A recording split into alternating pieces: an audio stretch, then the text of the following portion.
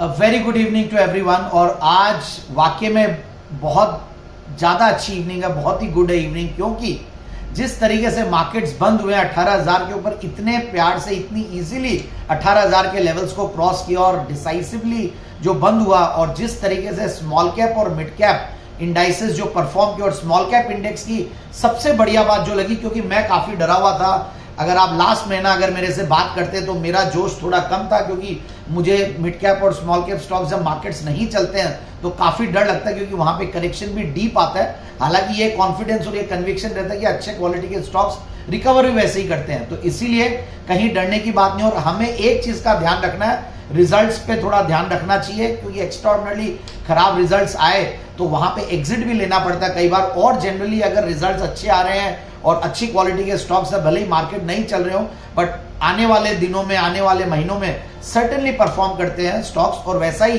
कुछ हुआ है स्मॉल कैप स्टॉक्स में। और देखिए स्मॉल कैप इंडेक्स अपने 200 डेमा के ऊपर डिसाइसिवली जो बंद हुआ, तो उसकी वजह से काफी सारे स्टॉक्स अच्छा परफॉर्म किए। और एक टाइम ऐसा था कि अपने यूक्रेन लोज के नीचे मिड कैप इंडेक्स, अभी स्मॉल कैप इंडेक्स रिसेंटली गया था मार्च के महीने में, और वहां से एक तरफा तेजी निफ्टी में, मिड कैप इंडेक्स में, बैंक निफ्टी में, स्मॉल कैप इंडेक्स जो कि सबसे बड़ा लगाड़ था वो भी पार्टिसिपेट कर रहा। और अब मुझे लगता है कि आने वाले कुछ दिन या हो सकते हैं कुछ हफ्ते या महीनों भी, और हो सकता है पूरा साल भी मिड कैप स्मॉल कैप का रहना चाहिए, ऐसा मेरा मानना है। और मैं और भी एक्सपर्ट्स को सुन रहा था, और भी जगह देख रहा था, तो सब लोग काफी बुलिश हो रहे हैं। और ऐसा लगता है कि ये सारे जो स्टॉक्स है जो कि इतने दिनों की जो अंडर परफॉर्मेंस है, अगर मुझे याद है 11 जून 2021 की बात करूं तो उस लेवल पे आज 2 साल हो गए हैं, स्मॉल कैप इंडेक्स वही है, बट निफ्टी वहां से काफी अच्छा परफॉर्म कर चुका है, तो कहीं कोई घबराने की बात नहीं। और बहुत सारे स्टॉक्स, इसीलिए मैं अभी देख रहा था, आज मैं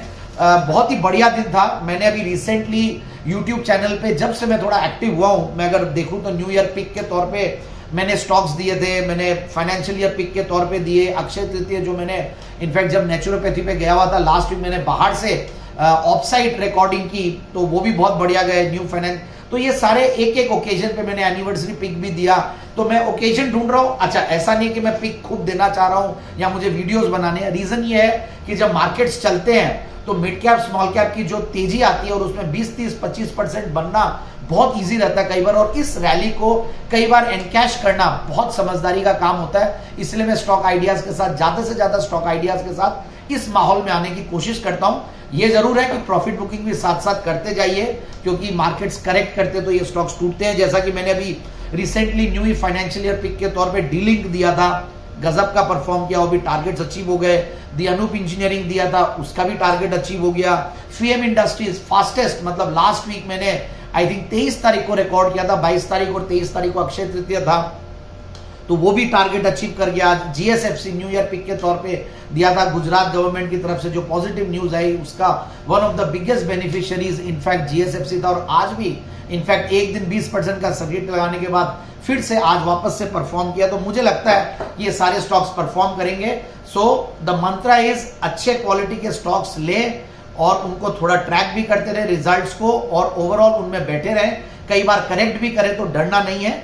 सो मैं अब इन पे काफी बातें कर चुका, और अब मैं थोड़ा सा इस वीक के बारे में भी बात करना चाहूंगा, और मैं कोशिश करूंगा कि आगे की वीक भी बात मैं अभी कर रहा हूं, बट फिर भी चूंकि मंडे को बंद है और फ्राइडे अभी मैं रिकॉर्ड कर रहा हूं, फ्राइडे, सैटरडे, संडे, मंडे एक लंबा समय हो जाएगा, तो कोशिश करूंगा कि अगर कुछ बड़े चेंजेस आ जाएं यूएस मार्केट्स में या एसजीएक्स निफ्टी में मंडे के दिन, तो वापस से लेवल्स देने की कोशिश करेंगे और ट्रैक करके वापस से नया वीडियो बनाने की कोशिश करेंगे। बट ओवरऑल अभी के लिए जिस तरीके का महीना गया, अप्रैल का मंथ मतलब यादगार बन गया है, सुपर वीक था, ये वीक भी अनफॉरगेटेबल वीक रहेगा। पूरा अप्रैल बहुत जबरदस्त रहा, मार्च एक्चुअली लास्ट वीक से लेकर अब तक एक तरीके से मैं बोलूंगा कि एक ड्रीम रानी था। बहुत बड़ा रन नीचे के लेवल से आ चुका है, 16,700-800 के लेवल से आज 18,070-80 के लेवल्स तक पहुंच गया। विक्स अगेन एक सबसे बड़ा जो सोने पे सुहागा रहा हुआ विक्स, जो कि अब सिंगल डिजिट में आने वाला one of the lowest levels पे है, तो वो भी बहुत बड़ा प्लस पॉइंट है। नेक्स्ट वीक मैंने जैसा कि कहा ट्रंकेटेड वीक है, ग्लोबल क्यूज भी पॉजिटिव है, यूएस मार्केट्स पॉजिटिवली बिहेव कर रहे हैं। स्मॉल कैप इंडेक्स का मैंने कह ही दिया कि 200 डेमा के ऊपर है। सो ओवरऑल ब्रॉड बेस्ड तेजी है, तो मुझे ऐसा लगता है कि निफ्टी आने वाले हफ्ते में 18,200 का लेवल्स 18,200 250 का लेवल्स है वहां पे एक रेजिस्टेंस जरूर से फेस करेगा, बट वहां तक जा सकता है। और नीचे का जो सपोर्ट लगता मुझे वो है 17,870 से लेकर 17,790, तो ये सपोर्ट लेवल्स है और रेजिस्टेंस लेवल्स 18,250 तक मान लीजिए। और बैंक निफ्टी भी गजब का परफॉर्म कर रहा है। अगेन दोनों इंडाइसेस या मार्केट्स में मैं बाय ऑन डिक्लाइंस की रणनीति दूंगा, और वो भी वहां पे भी रेजिस्टेंस जो है 43,950 तक का, यानी कि 43,590 से लेकर 43,950 ये रेजिस्टेंस लेवल्स रहेंगे। ये मैं टेक्निकली भी देख रहा हूं, फंडामेंटल्स और टेक्निकल्स दोनों देख के मैं बात कर रहा हूं। बट ओवरऑल जब आप वीकली बेसिस पे बात करते हो, मैं बार बार कहता हूं कि टेक्निकल लेवल्स बहुत इंपॉर्टेंट हो जाते हैं। और सपोर्ट लेवल्स जो लगते हैं बैंक निफ्टी के वो है 42,850 से लेकर 42,590। अगेन यूएसडी आईएनआर में सारे एसेट क्लासेस को देख रहा था, भले वो करेंसीज हो, कमोडिटीज हो, सब रेंज बाउंड से लेकर बेरिश के साइड में चले गए, which is a very big plus point for asset class like equities. तो आप कमोडिटीज में हो और या करेंसीज में हो या डॉलर इंडेक्स हो, सब में कहीं ना कहीं जो ट्रेंड है वहां पे एक तरीके से लोअर टॉप फॉर्मेशन हुआ है, अपने 20 डेमास के नीचे बंद हुआ है। तो यूएसडी आईएनआर भी मुझे रेंज बाउंड से लेकर बेरिश तक लगता है। रेजिस्टेंस जो है 82.30 और नीचे 81.30, मतलब इसको आप रिवर्स में भी ले लीजिए कि रुपये के लिए ये फायदेमंद रहता है कि नीचे जाए तो 81 रुपया और 82 रुपया 50 पैसा और 81.30, ये एक रेंज है जिसमें हो सकता है कि रुपी मूव करे। बट फिर भी मुझे लगता है कि बेरिश साइड पे ही रहना चाहिए रुपी। और वैसे ही यूरो का भी यही हाल है। और सेम डॉलर इंडेक्स जो कि बहुत बड़ा एक इंडेक्स है जिसको सारे एसेट क्लासेस के सबको ट्रैक करना पड़ता है, वहां पे भी अगेन जो मैंने कहा कि 20 डेमा के नीचे बंद हुआ है, ये भी ये फिर भी मतलब मुझे लगता है कि 102.50 से लेकर 103.50 ये रेजिस्टेंस है। और सपोर्ट जो है 101.30 से लेकर 100.50।